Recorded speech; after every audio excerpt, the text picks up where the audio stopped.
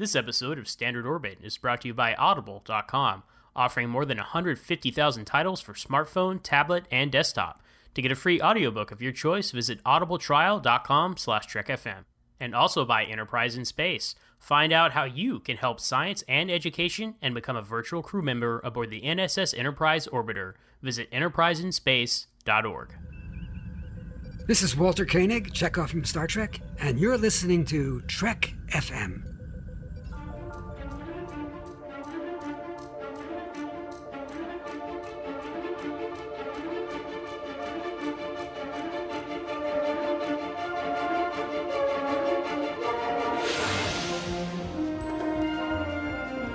Risk is our business. It's like nothing we've dealt with before. My golly, Jim, I'm beginning to think I can cure a rainy day. I can't change the laws of physics.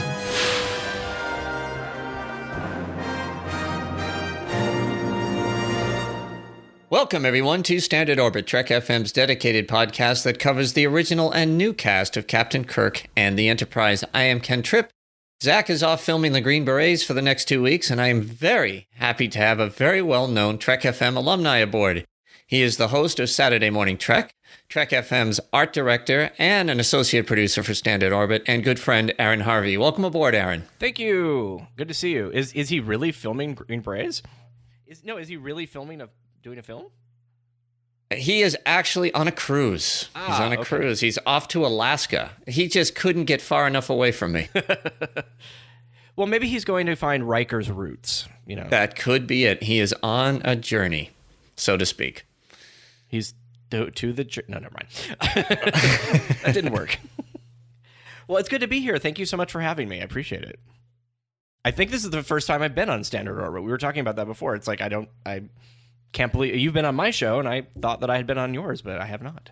And it all worked out. So it's a big deal having you aboard. It really is. It means a lot because we've been crossing paths and trying to communicate and come up with the right dates, and things just seem to always get crazy. But in this case, on a Sunday, actually Mother's Day, here we are together. Yes, my mom is having Chinese food for lunch. She's very excited because she has a day where she's not working, she's not doing anything with family and everything like that. So she's having her own Mother's Day by herself, and she's very happy about that. Sometimes that's the greatest wish, right? Yes. Just she sends her kids and away, and she's like, "It's time to be alone." Mm-hmm. I completely get it. My wife is out shopping. Perfect. Nice. We call that retail therapy. Yes. Right, so off she goes. So yeah, well, anyway, we hope all the moms out there have had a great day. This show will drop the day after Mother's Day, so how appropriate. And a couple of things to start off before we get into our topic today. I want to welcome Corey Elrod to the wonderful cast of associate producers. Thank you for the support of the show and your support of the network. It really means a lot to us. You're collecting all of the associate producers. You're just grabbing them all. Well, we've got 7. That's incredible. Great. Yeah, it is.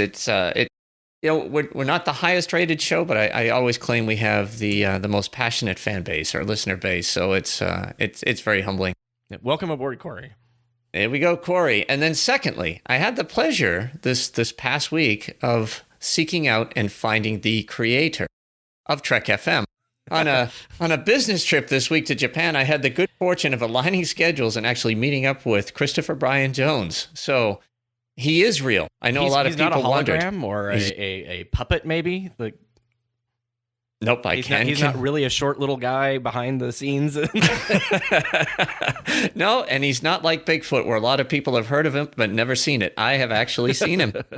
And it worked out well. I left last Sunday, and I sent a note to him because, obviously Japan's a big place, and Tokyo is arguably the largest city in the world when you put in all its metro area.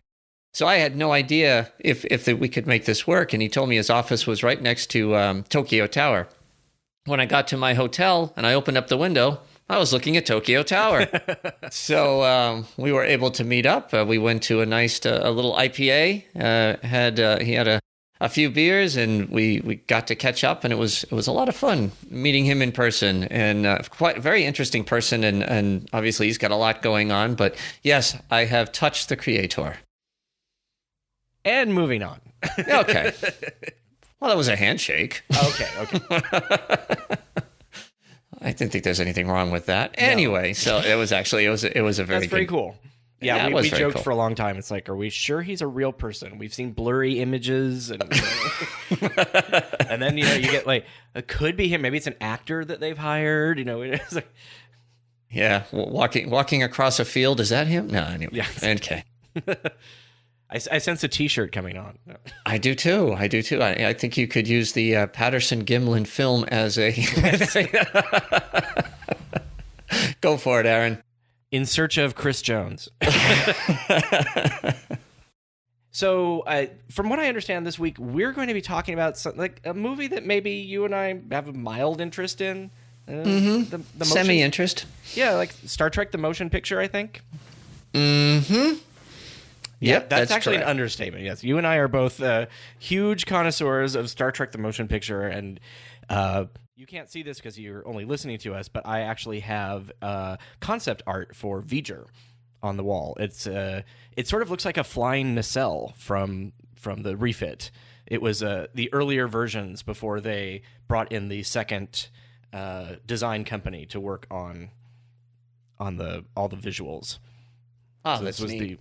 so it was the Robert Abel, Richard Taylor drawn kind of V'ger nacelle sort of ship looking thing. So I acquired that a few years ago. I'm very excited about that. So That's awesome. It's funny because when you talk about the motion picture, it's a lot like John Denver. People go, what? It's like, yeah, either people really like it or they really hate it. There's nobody I know that just goes, yeah, it's okay. It's kind of an extreme John film. Denver, let's not talk about that. See, you might be on the other side. See what I mean? It was inflicted on me as a child. See, that's exactly where I'm going. So, so it was a good analogy. Except for That's the all. Muppets. It's okay when he was on the Muppet Christmas special. Yes, he was okay on the Christmas special, and he could sing very well. But at any rate, I'm just saying that Right. it is funny, the discussions. It's like that we have. cilantro. There we go. That's also another thing. It's like you either like it or you don't. There doesn't seem to be a middle ground. Very well said. I guess there's plenty of analogies out there. Yes. But it's funny because so Zach leaves. I pull you on, and it's like, we have talked. Zach's favorite movie is Star Trek 3. And we've done 3 or 4 shows in and around Star Trek 3, whether it's an origin story or the plot, and then he did the movies.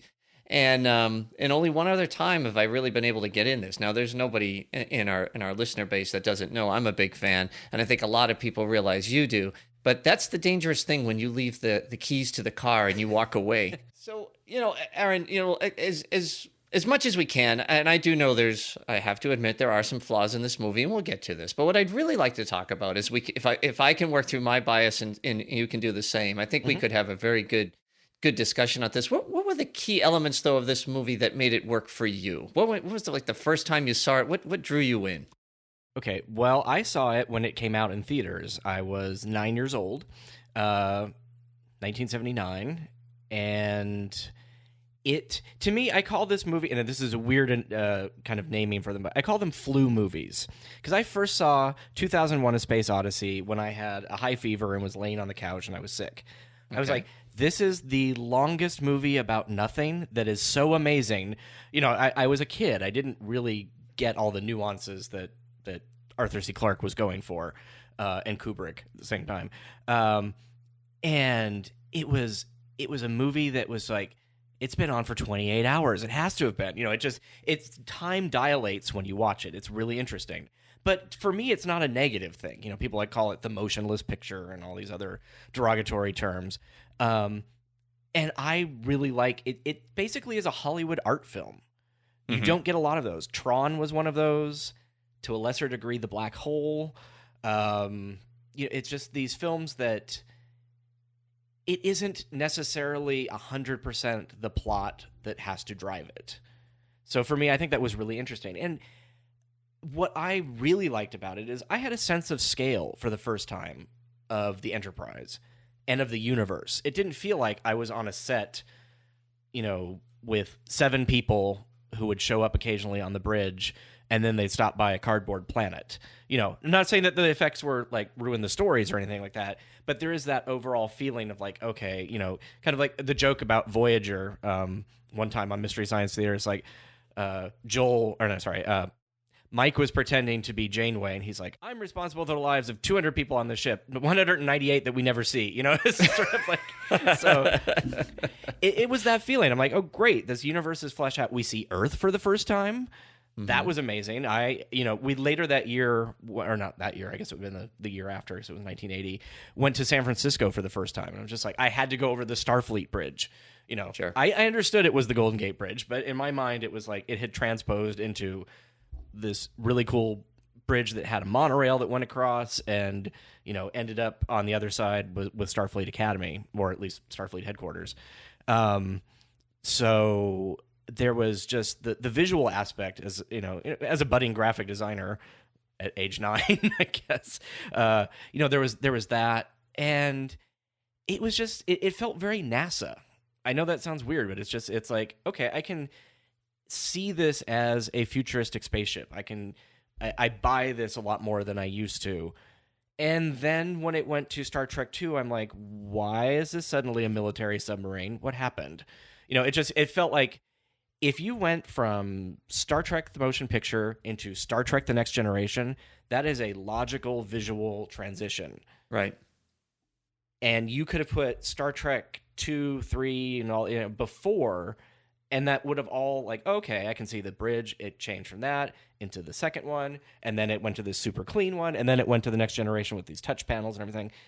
But it doesn't make any sense to me the way it like suddenly regressed in uniforms and design and everything between the motion picture and Next Generation. So I think there were a lot of these elements that worked just as sort of like it was science fiction in its purest form. The design was really cool. And, it was great, obviously, to see the people that you saw on television back on the big screen doing what they had done before. And it really, when you think about it, wasn't that long compared to how much we've waited for Star Trek on television again. So yeah, that's true. That's true. So, it's funny you say that because every point you made was spot on. I was a little older than you. I hate to admit that. Hey, I'm normally the oldest one on a podcast, so Okay. Well, I enjoy being the kid now. Well, enjoy it, Sonny. So yeah, I was a whole 4 years older than you. Okay. I was 13. Yeah, I didn't drive to go see it. But anyway, I had seen Star Trek, but I wasn't pulled into it. I wasn't a big fan. There was nobody in my family that was watching it, I guess, consistently, although I had seen it. And I thought the movie was exactly what you said. It was just tremendous. The size, the scale, the functionality, everything seemed so real, and the music was phenomenal. I still feel that is probably the best score for a movie. Even though I know I'm a big Star Trek fan and I have some biases here, it is a phenomenal score. And it's been used so much, I know it's been kind of dilutive. But if you saw it like we did, in the theaters and the way it starts off, I mean, it's... you had a whole... what was it? What is that called? That piece of music that plays before not intermission, but the... You had the Ilias theme playing before it started, but... Yeah, what is that? Well, basically, there was this theme playing before the movie, so you were actually getting music before it even started, which was great. So it really set the mood before the curtains closed and then opened up again, and... Yeah. I it's funny. I don't know what that term was, but I do remember just a star field and that beautiful music, and it was very, very soothing. And then boom, it just like Goldsmith's theme does. It just jumps right out at you and pulls you right in. And a couple of the other things that I thought made this such a good movie. I mean, we were coming off a lot of science fiction in 1979, and yes, you had Star Wars. That was one thing. You also had Battlestar Galactica on TV. You also had Buck Rogers and Close Encounters of the Third Kind. Yeah, which was phenomenal. I'll give it that. But, I'm just saying you kind of went from really big scale to everything in between, and you just went, oh. And Star Trek the Motion Picture, I think there was an element that a lot of people felt that, okay, because now we know there was a lot more going on in the background with Phase 2 and stuff. But at the time, I thought, oh, okay, so Paramount's jumping on with their franchise. And I just thought they hit it out of the park. And I know a lot of people who saw it just didn't like it, but I think we saw it through a very different lens than they did. We looked at not only the beautiful music and the effects and seeing old friends that we hadn't seen in a long time, but the ship was so darn functional. It still is the only movie where everything has a purpose, a point, and the people that are operating it have assigned responsibilities, and it's just so structured. And when you're making a movie, a lot of people they don't care about those details. They just want to tell the story, and move it along. And it doesn't matter if Schmedlaff's standing at this station and then he's over here or whatever. In this case, from the second they arrive or Kirk shows up, it's like there's a chain of command, there's an order to things, there's a functionality to things. It was probably more military in some aspects, but it didn't have that feel, like you said, when they shifted to Star Trek II. But it just had this feel of, I don't know, it just seemed very authentic, which when you go from the TV show to the motion picture, that's a hell of a swing. Yeah. It's almost like them getting back together and having, Shatner as Kirk sort of kind of transpose between real world and into the fictional world. Like, okay, there's the captain again. There's it's just that it's like, oh, we're all getting back together again. It's all falling into place. And there's sort of this willingness to okay, good. Decker's being moved aside. We're now back comfortable with this person, and everybody wants to do their job, and they want to make everyone proud of them. And I'm not being able to kind of put that into one coherent sentence, but it was a very authentic sort of reaction, it felt like. Yeah. And it's funny now because as time has gone on and you and I and so many of the listeners have read all the stories that gone on pre-production, post-production, the how are we going to make this ending or whatnot, and pulling in. Go ahead. No, I say they had agreed to a launch date, basically. Mm-hmm. It's sort of the reverse of what's happening with Discovery. It was sort of like, we have December 7th. Right. And it has to be made. And because if not, then we lose all this money to these theaters. So no matter what, something was going out December 7th.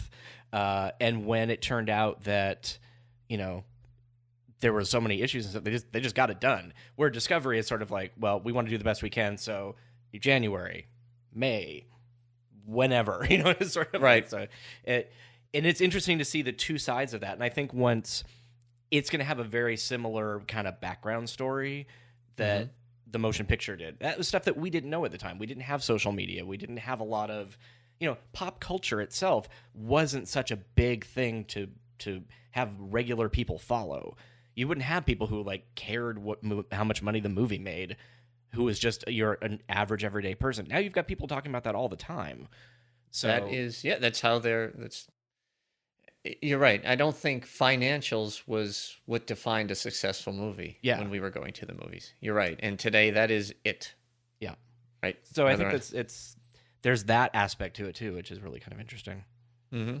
Yeah, and it's an interesting launch date too. I know it's Pearl Harbor, it's all those other things, but it was interesting to launch in the winter time, and it was in theaters for quite a while, and it actually made a lot of money, even though it was, wildly, I would say, I forget what the score was, but I think it was sub 50 or right around the 50s in Rotten Tomatoes. If you look today, it wasn't quite as high, but it was still, it opened the door to Star Trek for me. So that's why I probably have a lot of appreciation for it, because it pulled me in. Then I started watching the shows and staying more focused. And it couldn't have been too horrible, since there was several films after and many television shows. So it didn't kill the franchise, that's for sure.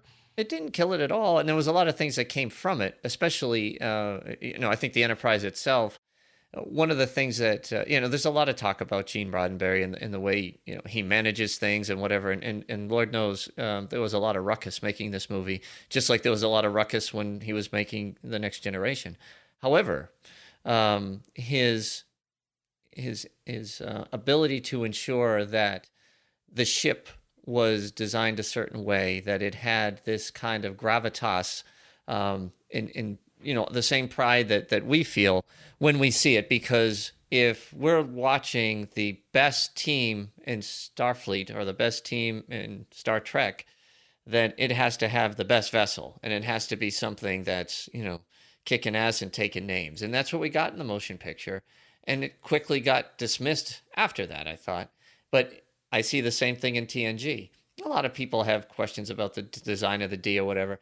Mm-hmm. Even I do. However, as soon as they said it was the flagship of the Federation, I said, I can get into this. Yeah. Because this is the way it should be. Yeah. And I think that's how the Enterprise appeared. And, of course, the Enterprise is arguably my favorite character. So there it is. Well, and what this is just a kind of little side note, but I think it's funny that people later, it's like, the Enterprise should have had seatbelts and blah, blah, blah. Like, if you've seen the motion picture, they have little restraints that move over and actually stop them from flying out of their chairs. That's what the director was just like, you know what? This makes sense. We should put this in. And, and the headrests move to protect the head from getting, bounced around and stuff. So I think it's interesting that appeared and then disappeared. But, it's funny, Aaron, the attention to detail in this film is what I'm getting at. And I think that's probably it helped it and it hurt it, because whether it's the light flashing on just before the shuttle pod docks, all these little intricate things that they did to try to make it as real as possible, and they focused on that. And I guess signage that Rick Sternbach created. There's a whole book that has just the transporter logo and the bathroom logo, and just everything that's exists that you don't even see necessarily. Right, but they just went to that level of saying this. We're going to make this as real as possible, and I think there's an appreciation from my point of view, and yours too. I'm seeing it where you're just like, wow, they really focused on that. And then there's other people say, yeah, but it would have been nice if there was a little bit more action, a little bit faster pace, a little bit more plot. And I do get that, I really do. But there's so much to appreciate when you see that level of work, and now. It's a little bit different because you can literally program those things. You don't even have to build them, but they took the time to do that. It's sort of along, in that era of films like Blade Runner, motion picture, Tron in some ways. There's just, it's that kind of, that last bit of real filmmaking before it, kind of just transitioned to summer blockbuster / then in the 90s when Jurassic Park came along, it was like, oh, everything can be done with CGI now. And then it just sort of from there, I'm not saying that movies aren't crafted well now, but it's different. It's a different type of filmmaking. Yeah, we don't see anymore. Well, it even changed, right, from Star Trek the motion picture. And I understand Star Trek 2. And I know this is Norm's favorite movie, so I'm not trashing it. I do love the movie, but they just went in they focused on a different look. Yep. I think they tried to make it somewhat realistic, but the color scheme, no smoking sign and stuff like that. I'm just like, really? And a regular exit sign. Yeah. Yeah. Yeah. Okay. Sorry. I see, but it's a good point. Yeah. Yeah, it's a good point, and that's what I mean. The story is great, but those things, that's what it's funny because I feel like some people okay, I'm bogged down by the fact that there's so many details in motion picture. I'm the reverse. Like, if one of those details jump out, your story can be amazing, and I'm still going to be like, why is there a 20th century exit sign on your that makes zero sense? It's just like. Especially when we've never seen that before, and then we never see it again. It's just and no, they're not smoking at that point. They're not idiots. They know that smoking is not a good thing, and that you don't ever see any Starfleet officer smoking. I don't think. Maybe we did. No, but that's not on a holodeck or a part of a time travel adventure characters. But it's one of those things that was just like I can see how.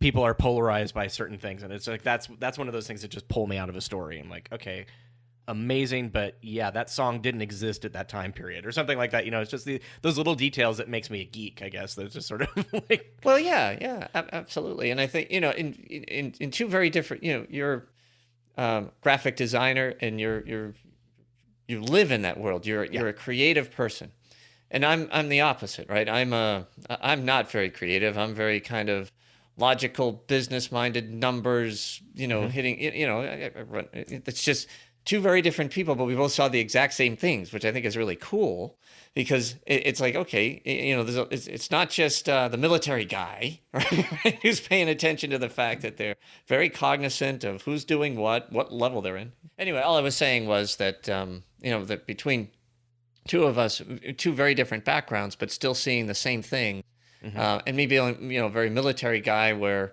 rank is important, and they had the structure down, and they had it to the gnat's ass detailed, and it was something I could really relate to. You saw the same thing, and you're more of the, wow, that is incredible attention to detail. They put this in, they put this point, and the structure, and that's what I think made it so real.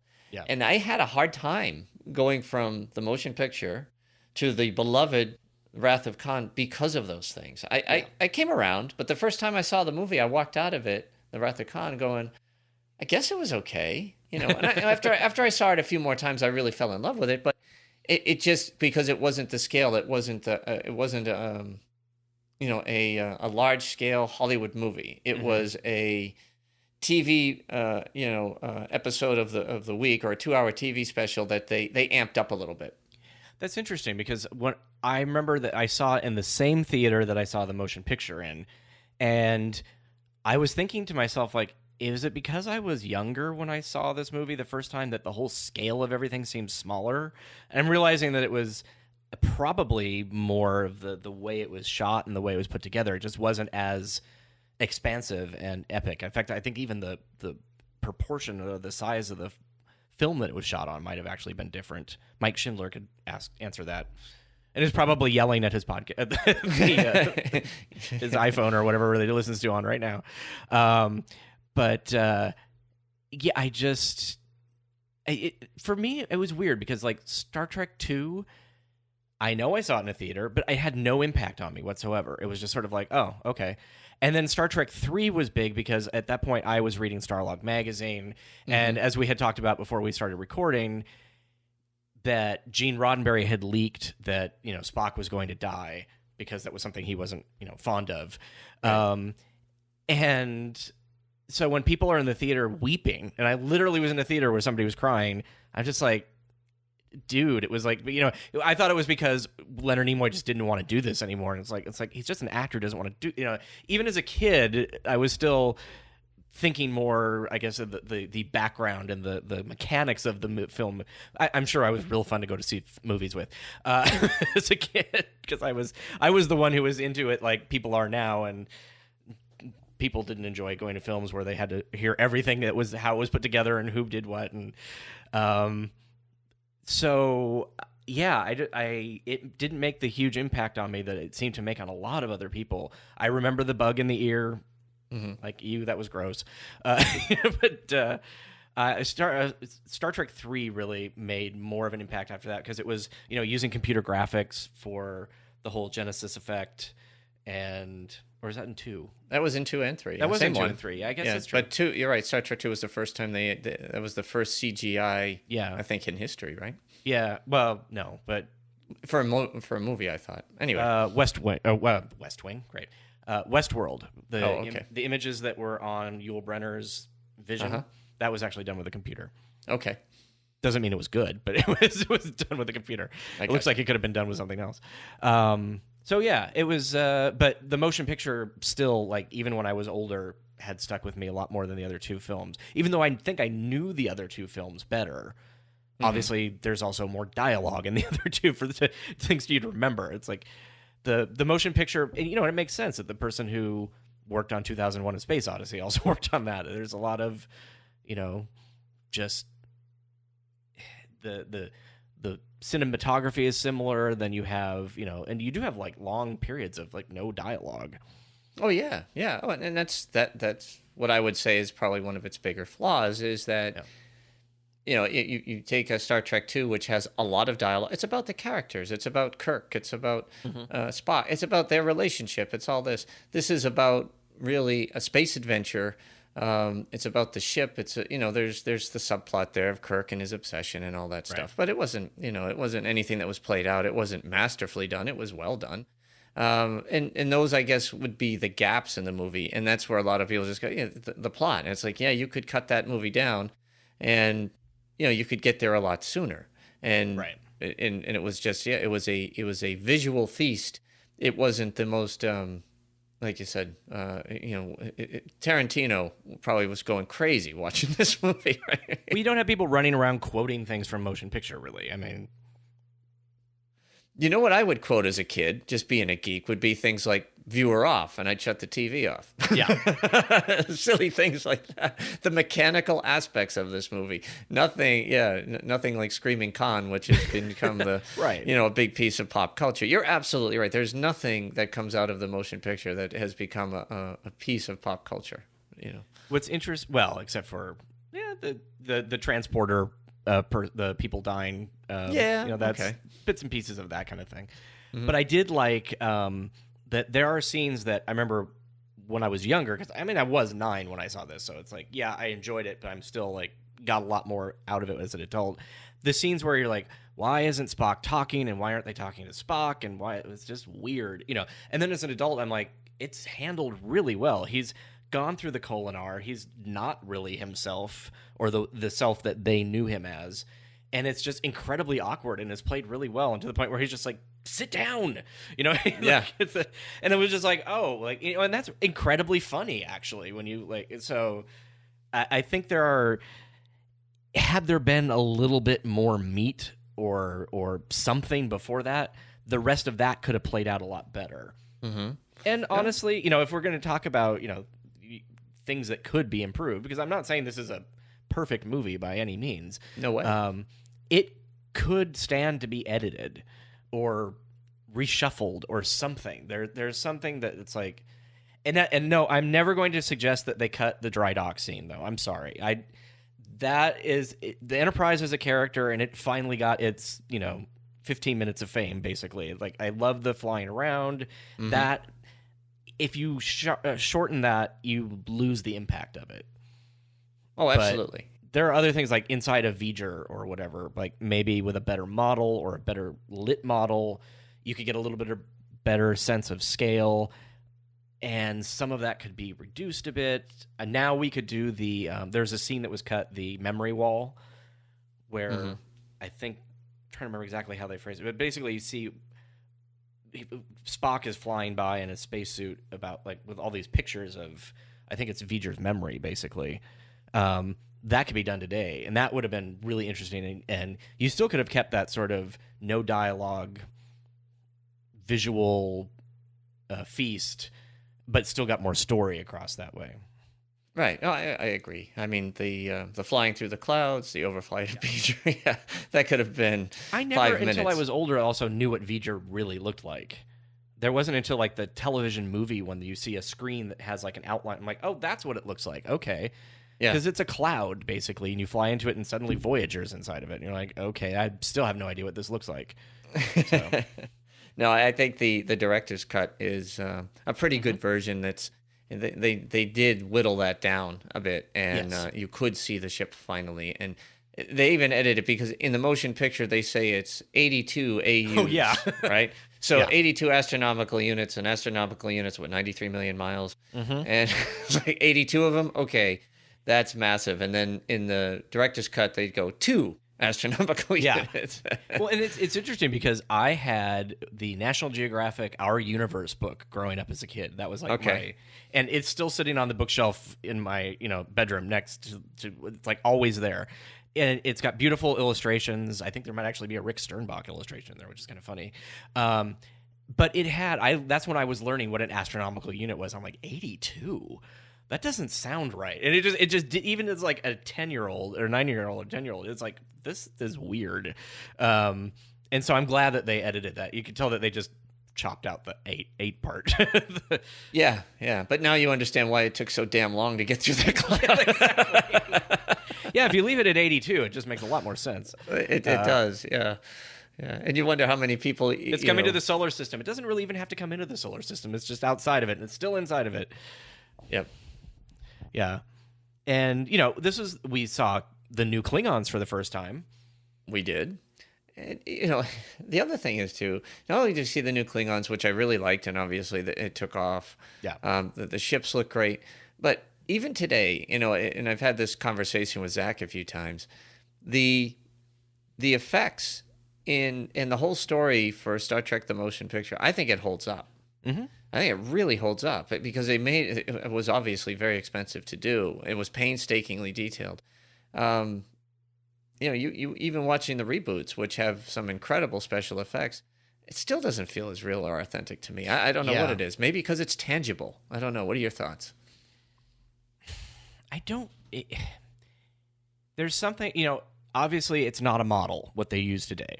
Right. It's a computer. I mean, some of it is. They did a much better job, I think, in Beyond of using physical sets. So that was nice to get some of the feeling of that. But the exteriors and everything still are done with computers. And no matter what you do to make it look fantastic, there's still something that's just like, I don't know if it's your brain telling you. Like, I don't know if you took 9-year-old me from 1979 and showed it to me, would I go, there's something not right about that? It's like, it doesn't look quite real. Or would I be like, wow, that's the most amazing model I've ever seen? I don't know, because I've been in this timeline all the way through to today. So I still have that sort of like, well, I know how it's done. I know what it is. Well, that lighting's really interesting. They did a pretty good job with, how the different textures are getting stuff bounced off it or something like that. But there's something about a model that your brain just goes, okay, I know this is a physical thing, and yet my brain is being tricked into thinking it's much bigger than it is. So it feels real. Like, you might be able to take a picture of a spaceship that is sized exactly the same as the Enterprise and then create a computer model and not be able to tell the difference, but still, if somebody told you one was real and one was not, your brain would just be tricked into liking one better than the other. I don't know. Yeah. Well, plus, the motion picture was the only one. I was talking to Paul Olson, who painted the Enterprise. Yes. No, he's a character. He really is. But he did the pearlescent cover for the pearlescent piece and the Aztecing, of it, and and again, painstaking detail.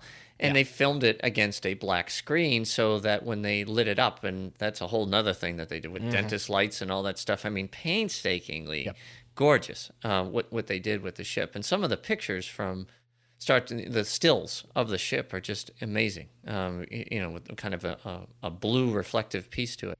And then after that, when ILM took over, they just painted it straight white. And after painting it just white against a green screen, because they couldn't film it the same way it was done in the motion picture. It was too expensive, or there's just a different process. It never looked the same, and that's a piece of it too. And it's like that's what gave it its, I guess it's that incredible. And I know a lot of the same shots are used in Star Trek 2 that were used in the motion picture as well. And you can see the difference very clearly from what ILM did and what the team did with the motion picture. They just never captured it. The car that was brand new, and then it had the wax job, and then just after a while the wax just got dull, and it wasn't, every time you took it to the car wash, it still just wasn't quite as good as it was originally. Yeah, it has that sort of feel to it a little bit. Yeah, and and it was. One of the things, it was 3 years after the motion picture was made that Star Trek 2 came out, and yet many, many more years were supposed to have passed in between. Yeah. And that was part of the problem for me was, although it was great for the plot of the Wrath of Khan, it was like, now it's, the ship isn't as big a deal anymore. It's, now it's, it's a training ship or whatever it's supposed to be. Right. So it was just interesting, that way. It was kind of deflating a little bit. It was funny because when I worked in Marina Del Rey in the 90s, and I realized just last year that I used to walk by the place where the ship was assembled and put together, and some of the early shots, I guess. Like, it was down the street, and I walked by it every day going to work, and it was like, at that point, just I think a small design agency or something that was in that building, and a Pilates class or one of those, Oh, is that right? Yeah. Yeah, I was just like, and then I looked at it, I'm like, I know that address. And I typed it into Google Maps, and I was just like, oh my gosh, that was literally down the street. Like, so had I lived there in the 70s, I would have seen that the ship being moved into some of those, you see like the big warehouse shots, and they're kind of moving the thing around. That was where it was. So kind of interesting. It's cool to be in LA when you come across those sort of things. Well, it's before we started recording, and you were just talking about all these people that you know and that are in the industry. It just they're just blows me here. away. That's why it's not. It's they're here. Cool. Yeah, yeah, they're there, but you actually know them. You're interacting with writers and things. It's like wow. Yeah. It's Doug Drexler. I was talking to Doug. It's like, oh really? Oh, okay, good for you, Aaron. Yeah, I've heard of him. I've seen him on TV. Facebook is the real equalizer, because I think these people, it would be much harder to get an introduction to if you hadn't. I mean, yes, a couple people I did meet in real life that sort of that kind of pushed me into that world, but being able to message somebody and have them talk back to you and then create a conversation back and forth, for all of the horrible things that social media seems to be responsible for, that's kind of amazing. Like, I can't imagine, being a fan of the motion picture in 1979 and having the access to the kind of people that we have for, like, say, Discovery. Mm-hmm. Like, we still, people can tweet these people, and sometimes they respond if they, it's a neat equalizer. I think that's my little tangent for social media. But well, that's one thing we do well on Standard Orbit. We do tangents. Yes. That's kind of where we go. So let's shift back a little bit. So when you watched the director's cut, did you feel that they had captured most of the gaps that they had? After watching that, what do you feel they captured well, and what still could have been improved a bit? Well, the big gap that they captured that I almost don't want to call out, because when it was called out to me, that's all I saw, is when the Enterprise is leaving space dock. Mm-hmm. If you look to the left bottom of the ship where the engineering hull is, yep, there is a post that is stuck in through the ship, and it's pulled on like a dolly kind of thing, and it's slowly pulled out of space dock. The problem is that post crosses the girders of space dock at the bottom. Mm-hmm. So when you see that, all you see is a model on a stick being drug out. And I think it must have been like 1994 when somebody pointed that out, and I was just like, I don't like you anymore. I cannot. It's like, for all of these years, I never saw that, and now that's all I see. But they did fix that in the director's cut. Unfortunately, and this is, people have had this, like, why don't we have this on Blu-ray?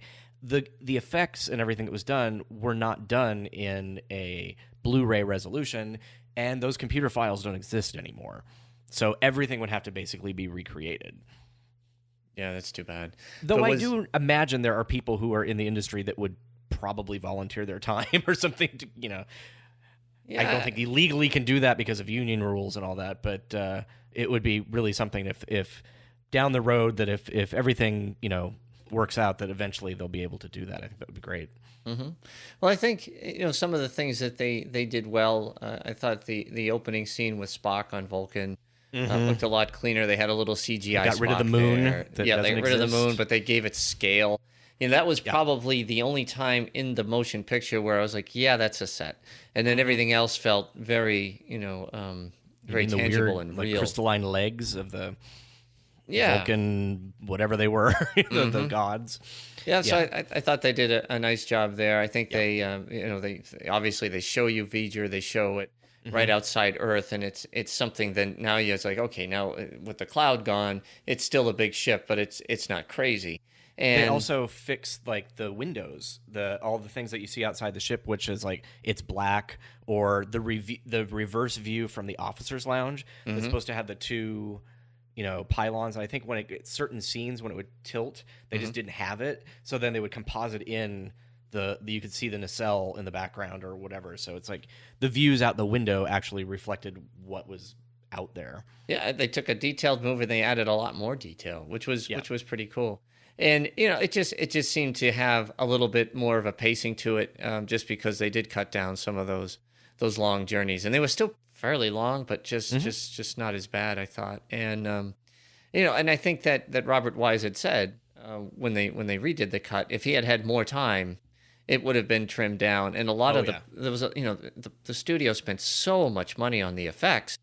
They were like, show them what we paid for. I mean, this is supposed to be eye candy. This is supposed to be, the too much candy gives you a stomachache sometimes. It does, yeah, and that's where they went overboard. So as I say, is it a perfect movie? No. Is it a good movie? I think so. And does it reflect the way I would have loved to have seen Star Trek go forward a little bit? Plus Admiral Kirk's uniform still the best uniform. Yes.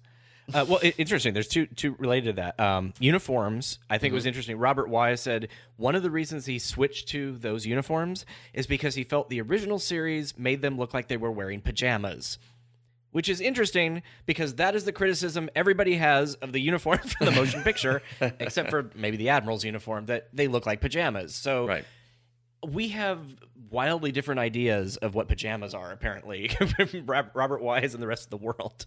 Right. But and the other thing you were saying, that it would be, this is sort of like, would you like to have Star Trek have followed forward a little bit more like this? I kind of feel like the motion picture might have been the movie that we would have got if we still had Captain Pike. If we had stuck with who's the actor's name? My gosh, my brain is just fried. It's Sunday. Jeffrey Hunter? Jeffrey Hunter, yes. Yep. If Jeffrey Hunter, obviously, unfortunately, he passed away early in life. But if he had continued to be the captain, and I kind of felt like we would have had more like Picard Kirk in that time period if we had continued with him. And I feel like the motion picture is actually kind of a Captain Pike sort of film. Yeah, I agree with that. And I think you made a great analogy at the beginning where you said if you take the motion picture and you go right into Star Trek The Next Generation, you went 80 years from that, it seems to fit very tightly. Mm-hmm. The uniforms seem to be more aligned. People don't like them either. The ship is the big deal. The captain is more cerebral, thinking things through. Kirk was more like that. I mean, a little bit more action-oriented. He'll always be a little bit more action-oriented.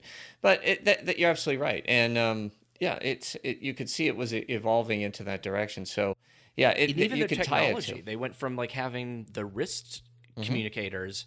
If you went from wrist to the button, it would be like the flipping, the wrist, and then here. It's like that is a logical progression. Mm-hmm. And then the wrist communicators disappeared.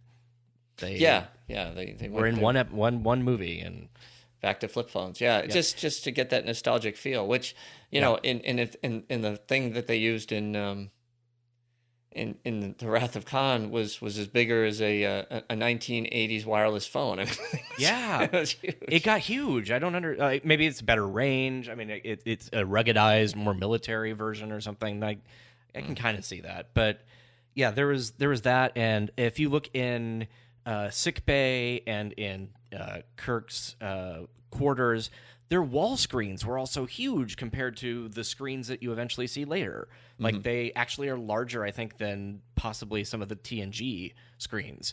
So it just feels like it was futuristic, more futuristic than a lot of the other movies in many ways.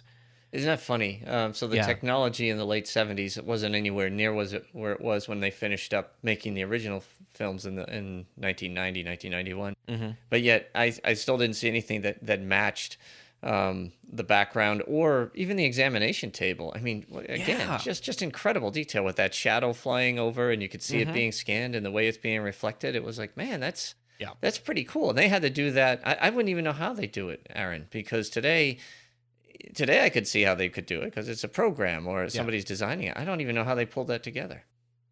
I don't know if I know off the top of my head. Eventually, when Saturday Morning Trek transitions from the animated series into the later 70s, we're going to end with the motion picture. By then, I'm sure I'll be able to tell you how to reconstruct it in your basement. It's just like, okay, that would be fun. We will probably have way too much information in our heads about this show. But there's just so many things. And the big rec room, or not, was it the rec room, or is it just officers? Yeah, no, it was just rec room. And you could see and that was another thing that I think they added in the director's version, is that back wall actually is the rim of the saucer. So I was very recently that I was like, where is this thing actually? And I went, it's like, oh, if you look at the back side of the ship, it is on the port side. No, sorry, starboard side. So on the right, if you're looking from the back, to the kind of like a fourth of the way between the impulse engines and the middle part of the saucer. I'm just like, oh, that's really cool. And then I don't think I ever noticed that like the windows there were different layout than the windows on the other side. So, and that would have been a really interesting, like if you're going to do a director's cut, or if you wanted to like add it, like maybe go into the rec room from the outside, because that would really give you a scale at that point. Yeah, that would be pretty cool. I didn't know that's where it was located. For some reason, I thought it was kind of somewhere in center middle of the saucer section. But so no, I'll post a picture in the Babel conference for the listeners to check out. Okay, so what are your final thoughts on Star Trek: The Motion Picture? Yeah, I didn't like it. No. Okay, that's all the time we have. Yeah, right. No, it's, obviously it has flaws. It's not necessarily the movie I pick up if I want to like, okay, what's something I want to listen to that has a story or something that's, because I'm not going to get necessarily anything in the vein of the motion picture, in the vein of, Star Trek 4 or even First Contact or something like that. You don't get the like the cool little, fun story elements or the character moments necessarily. But when I want to be inspired about humanity, about movie making, about Star Trek in general, it's like I will put that in and just absorb it.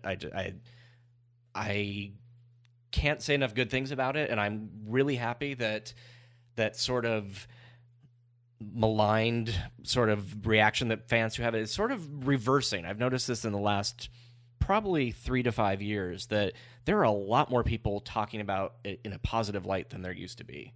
Mm-hmm. It's funny how those things rediscovered. I believe that's correct. Yeah, things when people go back and they explore, I think that I've heard that on different podcasts. We're also dealing with a lot of people that grew up with TNG in the first place, and so a lot of the movie elements they are kind of rediscovering and having fun with, and it's like they just kind of progressively go back, and you hear the same thing. I saw the motion; it was boring, that. But then they go back and they can kind of see the. I think what you pointed out well, the continuity between the two franchises, and you're right. It's kind of come full circle, I guess. More appreciated, like a 2001. Which is what they were going for. It's funny. I pop that in when I really just feel like I need to escape, and that's my like go-to film for that. It's if things are just crazy or whatever, and I just need to get my mind off things, that's what I'll put on, because I can really get enveloped into this movie. I don't know why it pulls me in still to this day. It does. The other ones, they're fun rides. They're great movies. There isn't a Star Trek movie I won't watch. There are some that are difficult to watch, but I'll still watch them. That type of thing. But that's kind of where I go constantly. Even I'm as old as Star Trek, being 50, so it's still there. Yeah, I'm 47 this year, so I'm having my Star Trek themed party. Not that I need an excuse for that, but since 47 is the number that pops up everywhere in Star Trek, or modern Star Trek at least. So I'm assuming Larry Nemeczek will be there. Probably, yeah. Okay. I'll post pictures, and we're doing a sort of a tiki Ryza / Neelix holodeck program sort of kind of theme. So we're going to have like Hawaiian style food and stuff like that, and wow, very hanging out nice. in the backyard, just very casual. So that should be fun. Okay. Well, so if you're in the LA area, wait, no, I shouldn't do that. No, don't do that. Don't do that. Just quickly say, hey, if you're in Hawaii, yeah, exactly. If you're on Ryza, stop in. Yeah. Oh, and one last point about kind of people rediscovering the motion picture. I've noticed that people who are younger are actually liking it more than the people who are rediscovering it that are more our age. There is something about like people have just had that embedded in their head for so long that it's like, oh, this is, it's slow, it's boring, I don't want to see it. It's almost like, oh, I've really never seen the motion picture, but I've seen, Star Trek Beyond or what, and they'll go back and like, oh, this is really interesting. So, like my co-host on Saturday Morning Trek, Adam Drozen, it's like he loves that picture he loves that movie, and my first reaction was like, really? Because I was like, I always thought in my head that, younger people would be like, oh, but it's not. I've found exactly the opposite. Wow, that's surprising to me. One, I didn't know that, and two, maybe it's being as old as I am and the way I look at things. If it isn't just overwhelming with like a Marvel movie or something along those lines, where your head is spinning with the level of effects and things like that they put in it. I watched Doctor Strange, fine movie, but man, I needed an aspirin, right? And that's what I'm thinking. People need that constant movement, Maybe that's why they like it. It's refreshing. It's different. Yeah, it slows things down, and you can take a few minutes to appreciate what's around even the people who worked on Beyond are like, could we slow down and look at our work for 4 seconds? It's just like there was a lot of, because when people don't hate 2001, they might, some people find that slow as well. But I think it's a good analog that they're very similar in that way. So, well, the big difference between, I think, the motion picture and 2001 is motion picture ends and you know exactly what happened. That's true. It does make sense. It does make sense. It might have taken us a long time to get there. Yeah. In 2001, there are still people, probably putting, I don't know, hypotheses together and trying to figure out where it went. And for you young folks out there, 2001 is... Never mind, I don't want to go there. Well, had the first Star Trek movie that they wanted to make, which was The God Thing, or the second one, Planet of the Titans, I think we would have been left with the same sort of, what the hell just happened? So I think we probably lucked out getting the motion picture, at least for sense. That's right. But yeah, no, I'm a huge fan, and I'm thank you so much for the opportunity to come on and just sort of geek out over it, even if there wasn't any kind of linear flow to how our discussion went. Yeah, you know what? These things are fun, and it gave me an opportunity to get together with somebody I really enjoy speaking with in the first place on a topic that I enjoy speaking about, and and that'll be that. And I promise all the listeners we will move on to something more fun and exciting and fast paced, or whatever it is that drive us with our crazy lists and our different things that we've been putting together, and those seems to be working well. So a 3-part retrospective on And the Children Shall Lead. Oh my God, no! Then you'll be begging for the motion picture. Hey, we did a Standard Orbit and a Saturday Morning Trek-In with Alternative Factor. Yes. Wow. That who would have thought, right? Who would have ever thought? But we did, and talk about boldly for going. Future, yes, exactly. A spoiler for future Saturday Morning Trek. We've talked about, and when our schedules all align, of doing a Mirror Universe animated series. So we're going to have you and Zach on to talk about how that might play out, what that would be like, especially for a Saturday morning audience that would have children. So we have to kind of balance that, level of horrible, terrifying, evil Mirror Universe people with friendly Saturday morning kids show. That is going to be fun to construct. Of course, yes. if we're looking at a 1970s audience, that's one thing. But today, I don't know. I think it's almost you can go anywhere you want. In some ways, yeah. In some ways, no. Because if you look at if you watch there's a plug for anybody who wants to jump over and listen to some of the animated series conversations we've had on Saturday Morning Trek.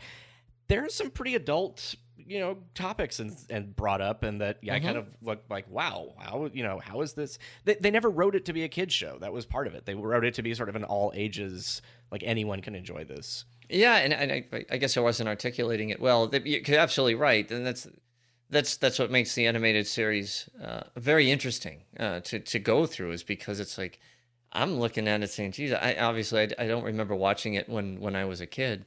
I'm sure I did, but I was really little then. Even then, I was young once, and And then I guess where I was going was if you see a lot of the anime or the things that I've been noticing, right? It's like, man, it's like there's no filters here, or I think there's more gore now and more. Yeah, it's more suggestive. So as opposed to like story-wise, moralistically, there's a difference, I think. Mm-hmm. Yeah, absolutely. So I think that you could probably push it a little bit further, which I think is going to make this a very interesting discussion. Yeah, absolutely. Star Trek the Motion Picture isn't the only thing we are discussing this week on Trek FM. Here is what else is playing on the network. Previously on Trek.fm, Saturday Morning Trek. He's like the little kid from the very last episode of St. Elsewhere. Boba Fett and all this takes place in the head of Chewbacca's son. The whole panoply of Star Wars. It all takes place in Lumpy's head, all of Star Wars. I think that we may have cracked the code of Star Wars altogether. I think we did. Lumpy created Boba Fett. Warp 5. They never really do say what sport it is, right? We just assume it's baseball because he said doubleheader. Well, he went to a baseball game with her, didn't he? Said baseball. I think he said baseball in Doylestown earlier. So. Yeah. Oh, well. All right. Well, sorry, writers. You messed that one up then. I don't even want to do this commentary anymore. Let's switch it to something else. Melodic Treks. Two things to say about that. The first is that Horner was really good at writing sustained cues. Always has been. Going back to some of his early stuff like Star Trek II, where you have the battle in the Mutara Nebula, that's not necessarily an easy thing to do. The 602 Club. And it's not subtle, but this is what happens. Ego is what happens when you only find meaning in yourself and you are truly all that matters. And introducing our newest show, Primitive Culture, a look at history and culture through Star Trek. The key thing with Jetrel is all of these elements are exactly the same thing as the events in real life. The Metron Cascade is the bomb. Rhinax is Nagasaki or Hiroshima. The poisoning is analogous to radiation poisoning and all these different things. And the parallels are enormously overt with Jetrel straight away. And that's what else is happening on Trek.fm. So you can find us on iTunes, TuneIn, Stitcher, SoundCloud, Windows Phone, and of course you can always stream or download the MP3 from our website at Trek FM and grab the RSS link as well. If you're an Apple user, please be sure to hit the subscribe button. That makes it easier for our listeners to find the show as they search iTunes and helps us increase our visibility for new listeners. Patreon is Trek FM's way of building funds so that we can support all the podcasts that we broadcast from Trek FM. And there are many, many different shows out there, a huge variety. You name it, if it's Star Trek related, we've got it. And what it takes to run the network, to fund it, to buy equipment, to purchase the bandwidth, the whole thing is very pricey. And we do this all commercial free. So we really appreciate you going on to Patreon. That's patreon.com/TrekFM and donating whatever you can afford. And no denomination is too much or too little. We'll take it. If you donate $15, you're eligible to participate on Trek FM's Patrons Roundtable, which gets you into podcasting. And then if you donate $25 or more, you could be an associate producer on this show of your choice. So that leads to a very nice spot for us. I'd like to thank, as always, all of our associate producers for Standard Orbit. We have Renee Roberts, Richard Marquez, some guy named Aaron Harvey. I don't like him. He's an odd guy. Yeah, he just Nick Anastasio, Tim Robertson, Norman Lau, and Corey Elrod. Zach and I are both thrilled to have this wonderful group of people supporting Standard Orbit, and we appreciate you. So, Aaron, where can we find you on the interwebs? You can find me on pretty much anything that's social media like Twitter or Dribbble, which is a design community, with the username GeekFilter. And I'm also the network's art director, so you can see my work off and on the Babel Conference, which is our Facebook users group. And I am the host of Saturday Morning Trek. I'm the host of Saturday Morning Trek, which is our network's animated series and all things Trek in the 1970s podcast. So you will eventually hear a lot more about the motion picture from us, and But right now we are going to be reviewing Eye of the Beholder. Excellent. Which is not the episode from TNG.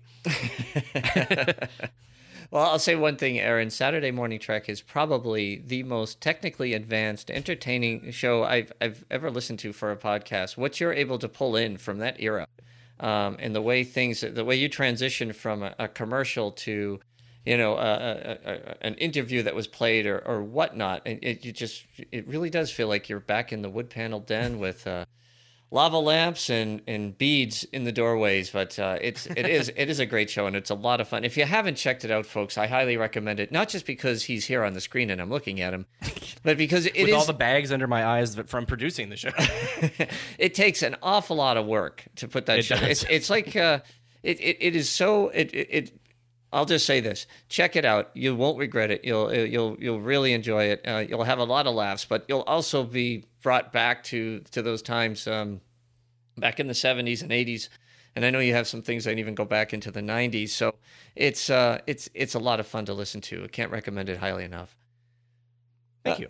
Oh, my pleasure. And so for me, you can find me on the Babel Conference. I'm there whenever I can get on, and you can find me on Twitter at BostonSCPO. And I just want to say thank you, everyone, for listening, and join us again next time here on Trek FM for another episode of Standard Orbit.